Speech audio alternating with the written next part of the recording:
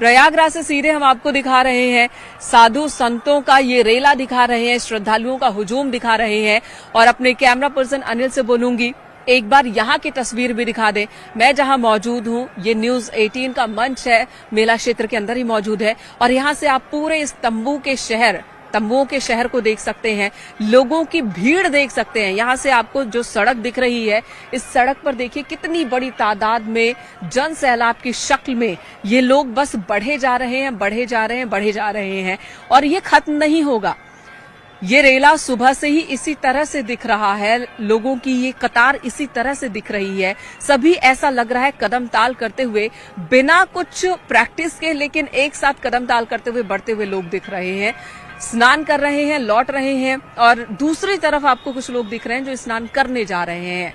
जगह जगह पर पुलिस फोर्स की तैनाती की गई है, घोड़े पर भी सवार हैं पुलिस वाले, जो कि व्यवस्था पर नजर बनाए हुए हैं। और ये पूरी तरह से डिजिटल इस बार का महाकुंभ कहा जा रहा है, इसी वजह से भी क्योंकि पूरे मेला क्षेत्र पर 3000 से ज्यादा सीसीटीवी कैमरे लगाए गए हैं, ड्रोन कैमरों से निगरानी हो रही है, कंट्रोल रूम बनाया गया है, वहां से 24 घंटे नजर रखी जा रही है। अभी हल्का हल्का कुहासा है, हल्की बारिश भी हो रही है। और इसी बीच श्रद्धालुओं की ये भीड़ भी हम आपको दिखा रहे हैं, जो दर्शन पूजन के लिए आ रहे हैं, जो कि स्नान ध्यान के लिए आ रहे हैं, दान कर रहे हैं।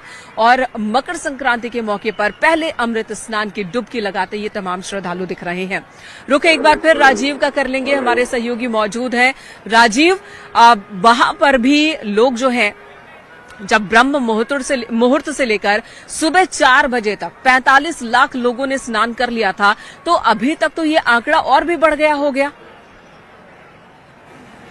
आपसे कुछ देर पहले हमारी कुछ मेला प्राधिकरण से जुड़े अधिकारियों से बात हुई, तो उनका कहना है कि करीब 60 से 70 लाख के बीच श्रद्धालुओं ने आज स्नान किया है। आपसे कुछ ही देर बाद उसका ऑफिशियल आंकड़ा जारी किया जाएगा। मेनका आप भीड़ का अंदाजा इसी से लगा सकते हैं कि अब जब पहला जो अखाड़ा है वो अमृत स्नान के लिए संगम पर पहुंच गया है, तो उसके बाद 6 लेन बनाई गई। 6 लेन पर लगातार जो लोगों के आने का सिलसिला है वो लगातार जारी है, जिससे आप समझ सकते हैं कि प्रयागराज कुंभ में जो पहला अमृत स्नान है उस मौके पर कितने लोग पहुंचे। कुछ लोग यहाँ पहुंचे भी, उनसे भी बात करते हैं। कहाँ से आए हैं आप लोग? हरियाणा पलवल से जी। कैसी व्यवस्था है? व्यवस्था मोदी जी ने ऐसा कर रखा है, साफ सफाई और प्रशासन का इतना जबरदस्त काम हमने देखा नहीं किसी भी तरह। इतने विशाल प्रदर्शन के अंदर इतना व्यवस्था इतनी अच्छी, कमाल कर दिया मोदी जी ने। कैसा लग रहा है? बहुत बढ़िया लगा है। हाँ, कैसी व्यवस्था है? बहुत अच्छी लगी है।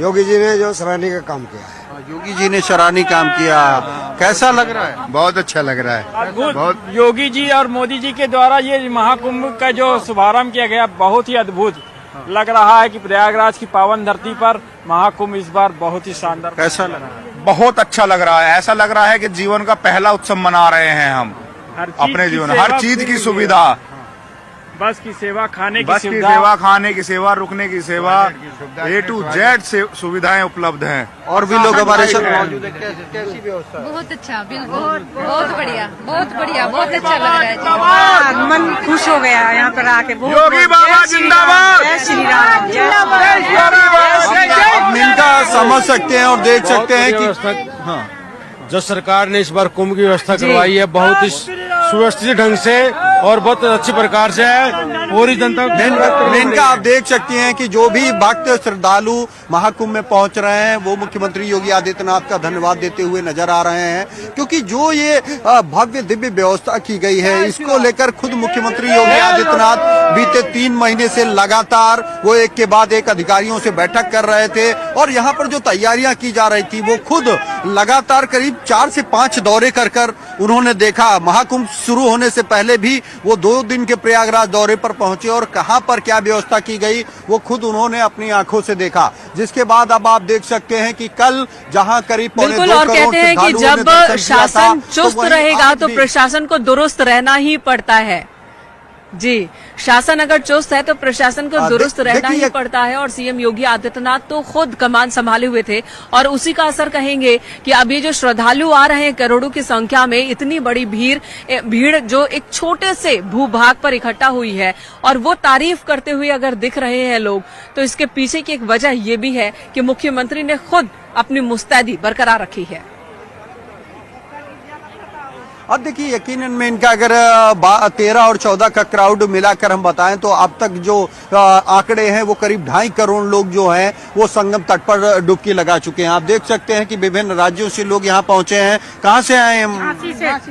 जी कैसी व्यवस्था है? बहुत अच्छी है, अच्छी व्यवस्था है, बहुत बढ़िया व्यवस्था है। पटना बिहार से आए हैं। हाँ। पटना बिहार से आए हैं, व्यवस्था बहुत अच्छा है, कोई दिक्कत नहीं है।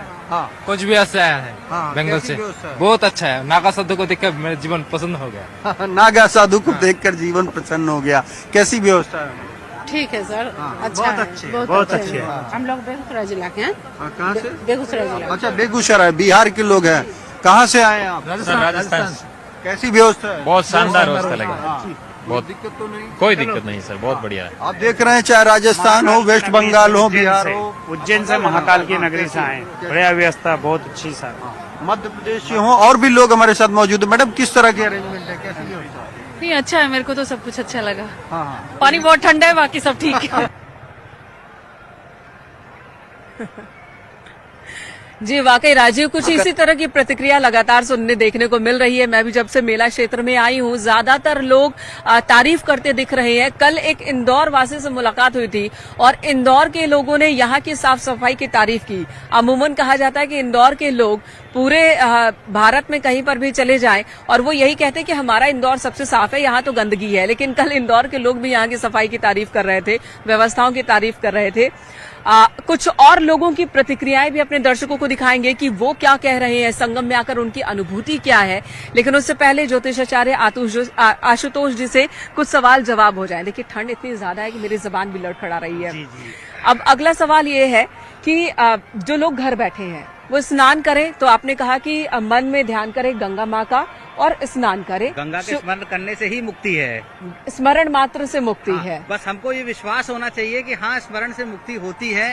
तभी हमारा सब कॉन्शियस माइंड, जो हमारे अंदर एक अवचेतन मन स्थित है, जब तक उसको संदेश नहीं जाता तब तक हमारा वाईफाई ईश्वर के कनेक्शन से कनेक्ट नहीं होगा। आजकल इसे एक नया वर्ड यूज किया जा रहा है, वर्ड तो पुराना है, इस्तेमाल में अब है, मैनिफेस्ट करना, मैनिफेस्टेशन।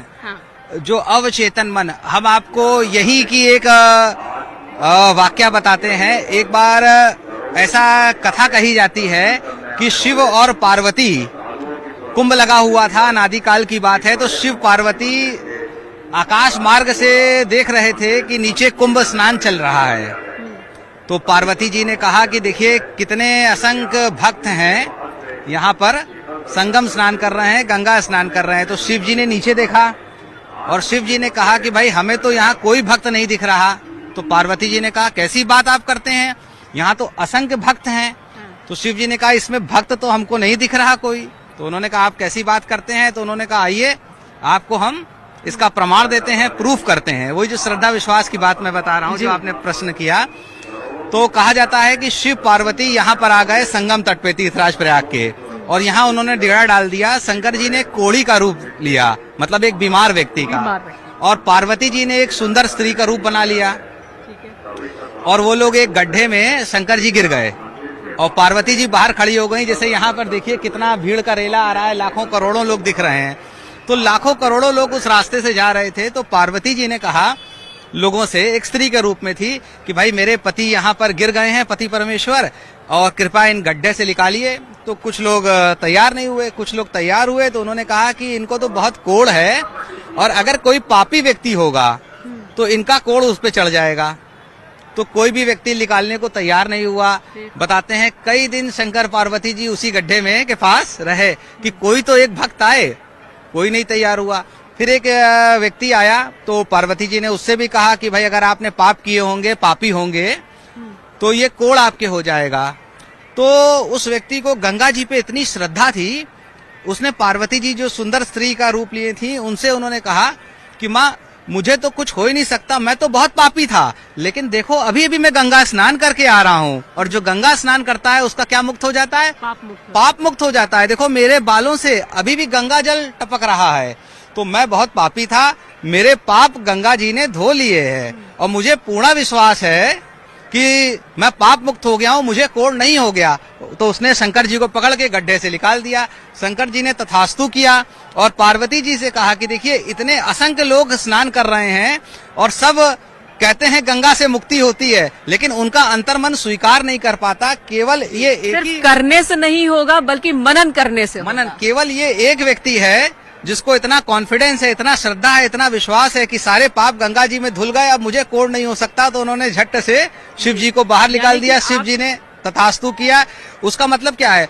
जब हम 100% विश्वास करेंगे तभी हमारा कल्याण होगा किसी भी विद्या में। जैसे जो साइंस के स्टूडेंट है वो जानते हैं वाटर का बॉइलिंग पॉइंट कितना है, 100 डिग्री सेंटीग्रेड।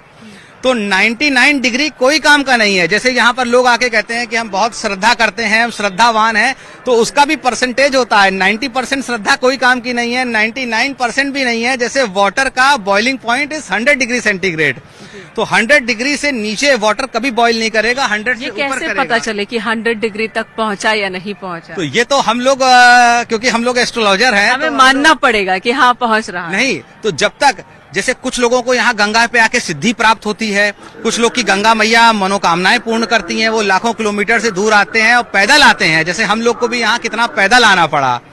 तो कुछ लोगों का इस क्षेत्र में आके कल्याण हो जाता है, भाग्य बदल जाता है। और कुछ लोग कहते हैं कि भाई हमने तो सब कुछ कर लिया लेकिन कुछ नहीं हुआ। तो आपको अपने मनन भी करना होगा, चित्त को भी जागृत करना होगा। बातचीत हम जागृत बातचीत जारी रखेंगे, लेकिन इससे पहले कुछ और श्रद्धालुओं को देखते हैं, सुनते हैं जो संगम के क्षेत्र में मौजूद हैं और अपने परिवार के साथ पहुंचे हैं। बहुत है, बहुत ज्यादा भीड़ है। हमें लग रहा है पिछले साल के जितने भी रिकॉर्ड हैं सारे रिकॉर्ड टूटेंगे। हर अगले दिन स्नान में पिछले सारे रिकॉर्ड टूटते जा रहे हैं। सरकार के द्वारा जो भी इंतजाम किए गए उससे हम बहुत प्रसन्न हैं। इस पर हम प्रशासन को बहुत बहुत धन्यवाद कहना चाहेंगे, क्योंकि इतनी भीड़ होने के बाद भी प्रशासन ने इतनी अच्छे से व्यवस्था रखी हुई है, किसी को कोई तरह की दिक्कत नहीं हो रही है।